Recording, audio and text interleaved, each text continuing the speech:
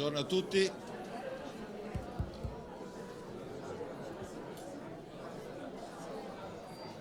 Marco, Giulia, buongiorno a tutti. Partiamo, ci siamo presi 10 minuti per riempire la sala e buongiorno a tutti, grazie di essere intervenuti. Sono molto contento di iniziare la terza edizione di questo congresso a Bologna. Sapete che il congresso si alterna fra Bologna e Milano. Tutti gli anni il numero dei partecipanti aumenta, si vede che la formula piace. Tutti gli anni viene fatta una piccola modifica appunto per venire incontro anche alle esigenze di tutti e sono molto contento che nonostante la difficoltà dell'argomento e la particolarità dell'argomento abbia accolto tutto questo interesse. L'obiettivo del corso, dato dal titolo, è quello di rendere facili concetti difficili e farli entrare un po' nella nostra testa e l'obiettivo è quello di non aver paura di sintomi complessi. Tutto questo è fatto attraverso speaker che invitiamo di grandissimo livello, ma soprattutto grandi oratori e grandi maestri. Aki Kawasaki è l'amica che tutti gli anni ci aiuta a organizzare questa cosa, a me e Gianluca nell'edizione bolognese. Quest'anno avremo altri due ospiti importanti, una neurologa bolognese esperta in emicranie, l'amica Giulia Pierangeli, che ci aiuterà nel percorso così difficile della valutazione dei sintomi visivi in questo tipo di patologia. E poi Safran, neuro-oftalmologo storico, super conosciuto, grande maestro, che è stato maestro di Gianluca Laffi 40 anni fa, no, è più giovane Laffi, no? E che ci parlerà di una cosa meravigliosa, la sinestesia. Quindi avremo uno spazio per parlare delle nuove terapie, quindi abbiamo ospiti importanti, neurologi e neuro-oftalmologi che ci parleranno delle nuove patologie, delle nuove soluzioni terapeutiche, quindi ci aprono una finestra interessante anche per capire cosa fare. Spesso, sapete, nella neuro-oftalmologia è difficile fare diagnosi, ma è ancora più difficile fare terapia. E quindi avremo tutto lo spazio legato ai giovani, sarà molto ampio, avremo tanti casi clinici molto interessanti, la formula è caso clinico molto rapido e tanta discussione, quindi avremo la possibilità di far confrontare questi giovani con un panel di grandissimi esperti, sia neurologi che oftalmologi. Quindi avremo tutte le possibilità di discutere casi proprio della pratica clinica, quindi non casi misteriosi ma casi quotidiani, uno diverso dall'altro.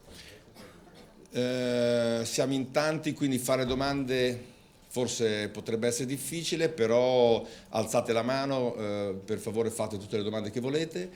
Ci sarà un numero di telefono che non vedo, ma vedremo se... eccolo, questo è il numero di telefono dove uno può mandare un messaggio e fare una domanda e che quindi verrà posta ai panelisti. Se provate a segnarvelo, lo ricorderemo anche dopo. Non avete paura di fare domande, non esiste la domanda cretina. Se c'è un dubbio è meglio che lo facciamo e cerchiamo di risolverlo.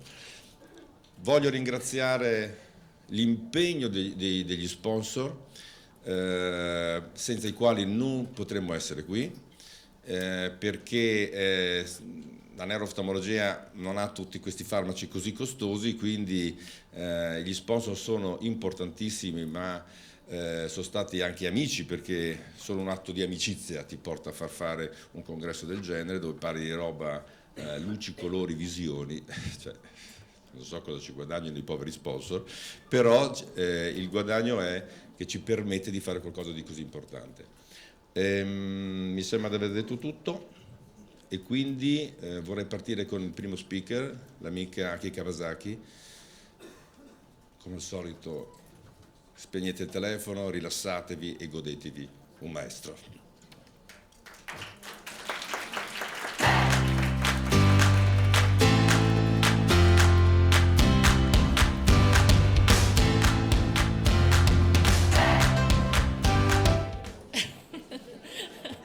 Thank you for the grand introduction.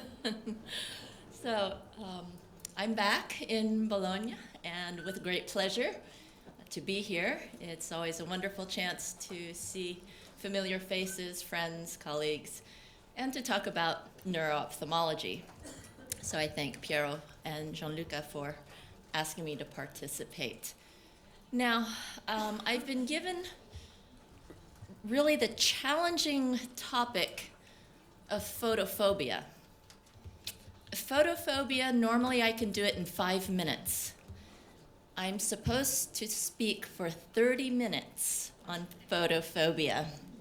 So I hope I can keep your attention for 15 of those 30 minutes. So I think to start, I'd like to define what I'm going to call photophobia, because if we go with this strict definition, kind of the psychiatrist definition, photophobia is an irrational fear.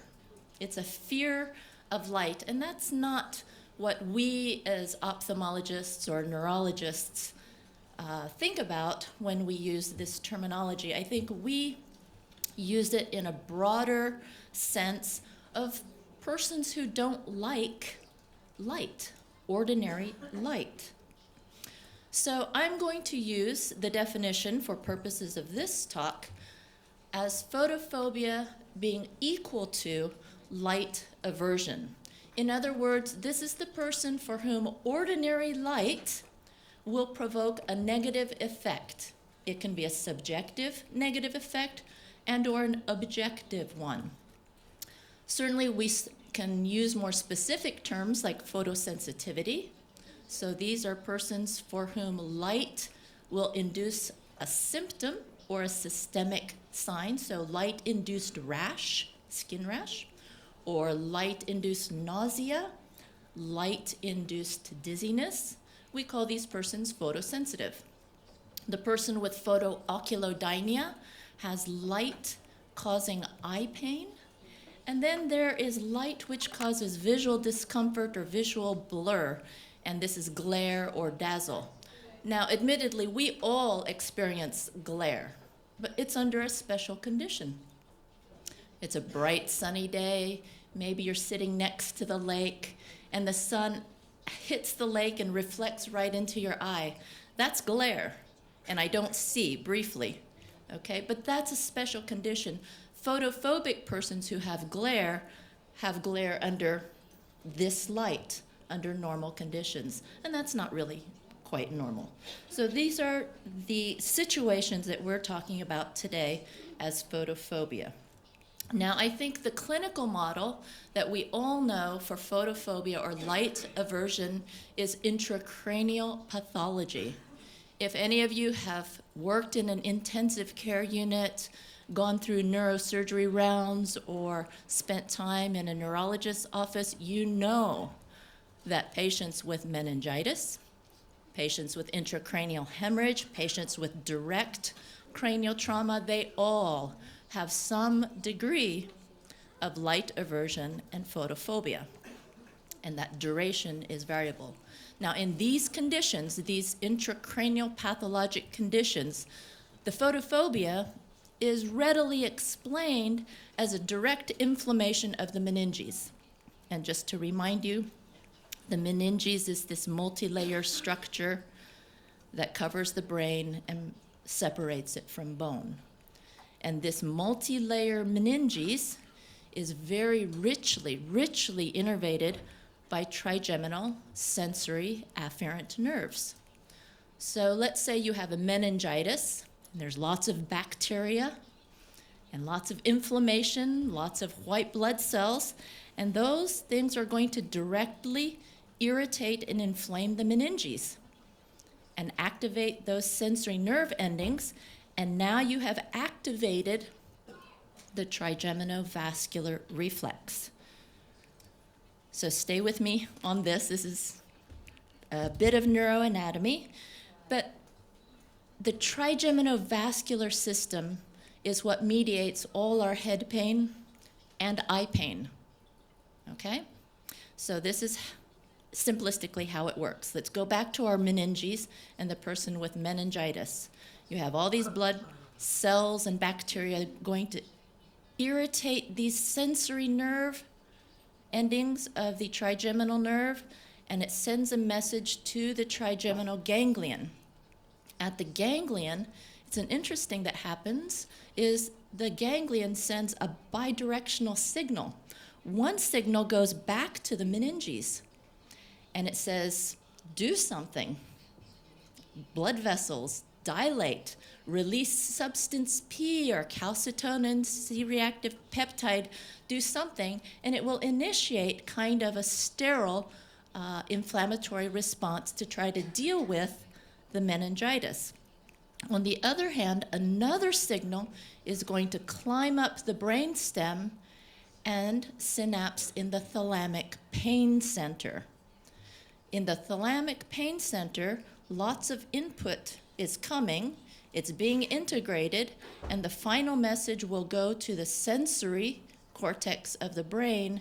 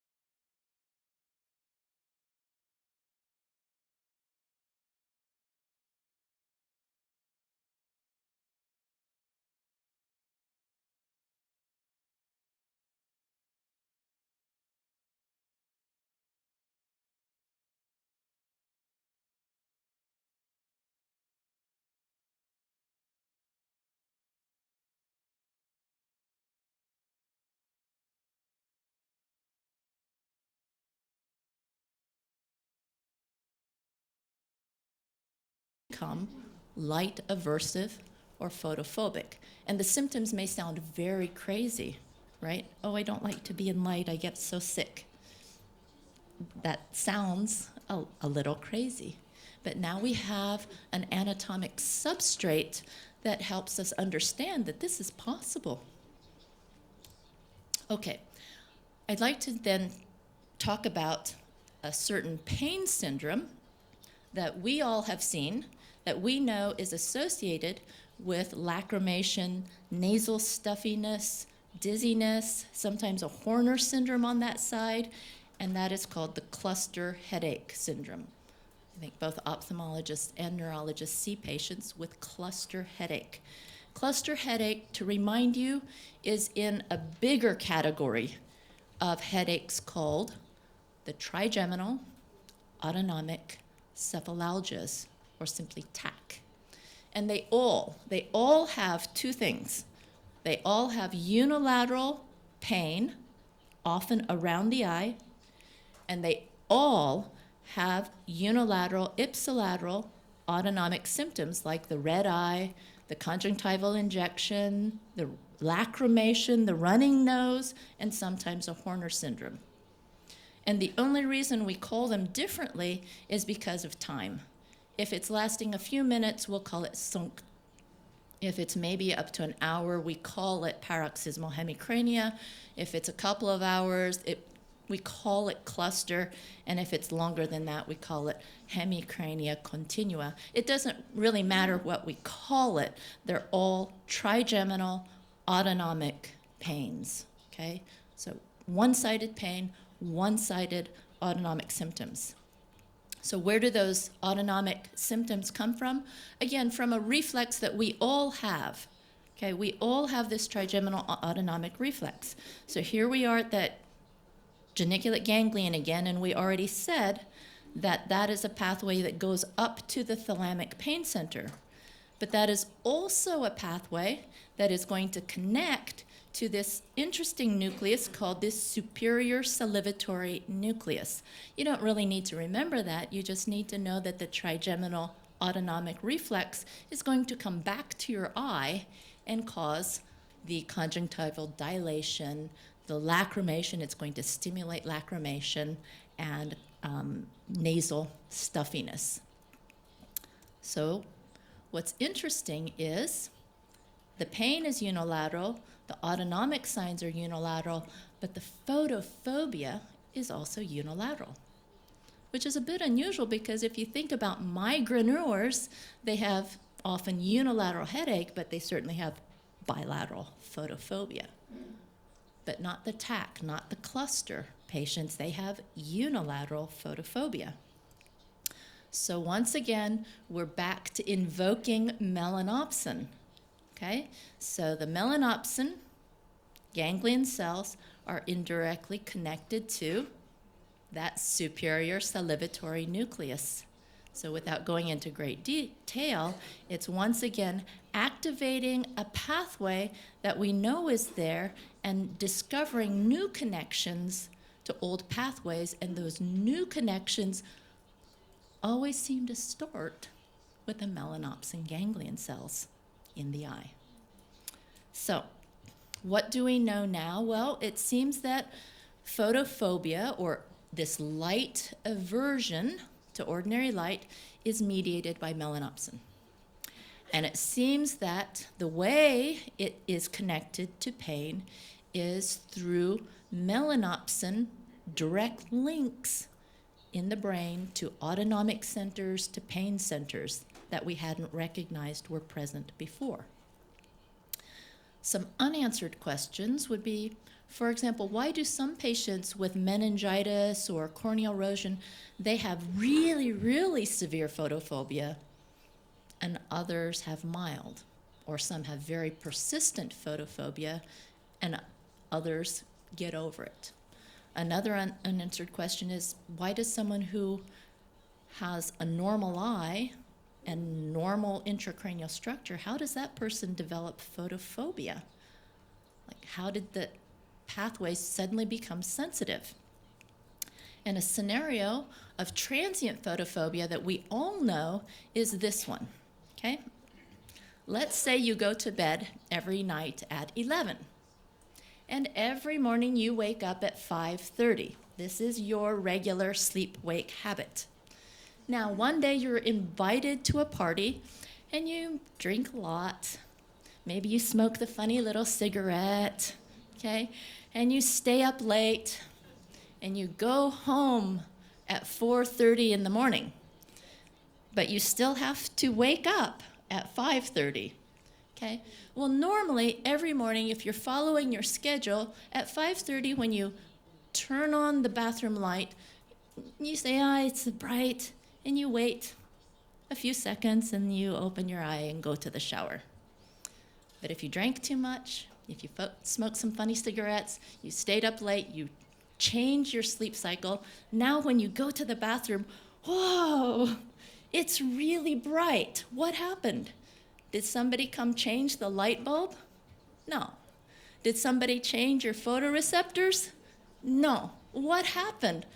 All you did was have a few drinks and stay up late. Okay? But it speaks to some very rapidly changing thresholds in the brain that are related to sleep-wake, right? And sleep-wake, guess what, is very strongly mediated by which photoreceptor system in the eye? Melanopsin, exactly. So it does seem like there are some central thresholds, pathways that are constantly in adaptation and related to so many other of our physiologic functions that it affects our light sensitivity, even in the normal person. So I just say a few words on the treatment of photophobia and light aversion, because the bottom line is we don't have anything miraculous. That's the take-home message. We don't have anything definitive to treat photophobia. However, I want to mention these antibodies inhibitors of calcitonin gene-related peptide. You're going to hear more about that in the next talk, which I think is fabulous, because these drugs, called the GPANTs, are very effective in migraine, but not just the pain, but it seems it also reduces the photophobia. So it would be interesting if these drugs could be used for the photophobic patient who doesn't have migraine. So that's to see if that's true. Otherwise, for photophobia, you can use tinted lens, blue light blockers, because as we said, melanopsin is particularly sensitive to blue light. Botox seems to help for those who have blepharospasm. I've not used Botox for photophobia. And a more invasive approach would be to block some of the autonomic ganglion for those who have autonomic symptoms. Again, that's not a procedure that I have used personally for photophobia. So that ends my talk, and I will take questions if you have any. Thank you very much.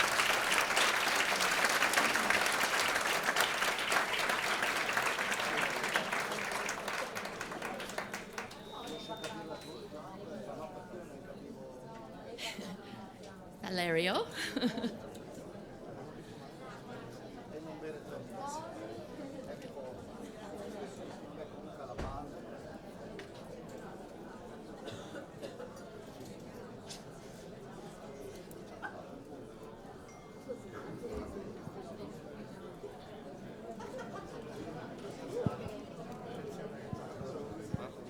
Okay.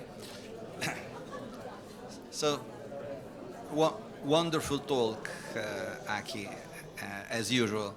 And you know how much we are passionate about melanopsin. We have been studying this in optic neuropathies, in Alzheimer's, and so on. So these photoreceptors are are very ancient. So they're predating the development of the eye as an organ for vision. Yes. So what would be the, could you speculate on the evolutionary advantage of having photophobia? The Be- advantage. Because or it has been maintained. Yes, admittedly. Good question. Yeah, I can't imagine why it would be a maintained reflex or a retained symptom. Pain is maintained in order to protect, right, the area if it's inflamed or fragile. So that always makes sense. It's kind of an alerting red flag for an area of damage. Again, maybe the original models of trigeminal type of damage, for whatever reason, again, corneal erosion, is the photophobia is just another way to alert the organism to be careful of that area. But on an evolutionary scale, what advantage do we have to be light sensitive? I have no idea. We are not nocturnal creatures. Yeah, we need to look into that. We I need guess. light, yes. And would you predict, as a second question, that genetic variation in the OPN4 gene for melanopsin would in some ways modulate the propensity to photophobia? I think that's a great hypothesis, that there is some genetic variation in certain melanopsin-related genes that let certain persons become photophobic, whereas others rest light tolerant. I think that is an excellent upcoming hypothesis to look at. Thank you. Other questions? Qualche domanda? Okay. Oh, Good morning. good morning. 20 years ago, for 2 years about, I suffered for cluster migraine. I'm And sorry so to hear that. I know what you mean. But Yes. my question is, Yes. at the time, the neurologist suggested me to use sumatriptan Yes, to pass away the crisis. yes, And for a month, I use sumatriptan subcutaneous. yes. Okay. He suggests me also to respect some dietological recommendations. Yes. To avoid the chocolate, for example, red wine, and so on. I respect this rule, but not more of a year. Yes. From there, I didn't suffer anymore. It just stopped. Just stopped. On the basis of your explanation, Yes. how can my wellness is possible in 20 years? Yeah. So I don't. I don't have Yeah. more rhodopsin, no No. more pigment. right, exactly. I can't directly address your case, which is interesting, of having a cluster that just went away, but that is not unique in the cluster population. That happens. And the other aspect of cluster that is well known is that it has a seasonal variation, right? That's why it's kind of called cluster, that it happens in the spring season and more in the fall compared to summer, winter. So why this seasonal variation?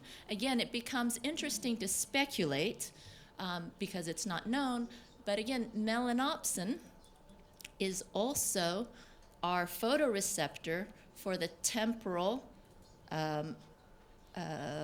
regulation of our physiologic systems to seasonal light. Okay? It is melanopsin that is telling the brain we don't have enough light in the winter. And the hypothalamus is once again implicated in cluster because there are functional studies showing that the hypothalamus becomes very active during a cluster, and probably that's also how it's activating these both pain and autonomic symptoms. So it only tells us that we've been kind of right in our clinical observations to say cluster is a seasonal type headache, that it comes and goes. Why does it go away completely without having an eye transplant in someone who suffered so miserably during a cluster attack? This I don't know, and is certainly one of the interesting questions to follow in in future studies. But that's, I'm glad that your cluster went away. They are miserable headaches. Okay, other questions? Well, then I thank you again for your attention.